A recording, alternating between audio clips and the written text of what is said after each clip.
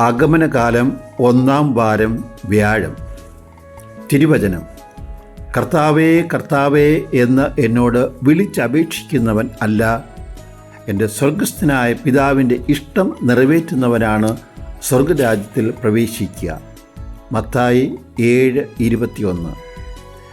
നന്നായി പ്രാർത്ഥിക്കുവാൻ സാധിക്കുന്നത് ഒരു അനുഗ്രഹമാണ്. കൂടുതൽ സമയം പ്രാർത്ഥിക്കുവാൻ സാധിച്ചാൽ അത് ഒരു ഭാഗ്യമാണ്. ദൈവത്തോട് അടുത്തിരുന്ന് പ്രാർത്ഥിക്കുന്നതിൻ്റെ പിന്നിൽ ഒരു പ്രലോഭനവും ഉണ്ട്. ഞാൻ അറിയാതെ എൻ്റെ ഉള്ളിൽ ഒരു ഈഗോ പൊട്ടിവിടരും. എന്നെപ്പോലെ പ്രാർത്ഥിക്കാൻ സാധിക്കാത്തവർ 2-ാം തരക്കാരായി ഞാൻ കാണുവാൻ തുടങ്ങും. ഭക്തി മാർഗത്തിൻ്റെ മുമ്പിൽ കർമ്മമാർഗം വഴിമാറിപ്പോവുകയാണ്.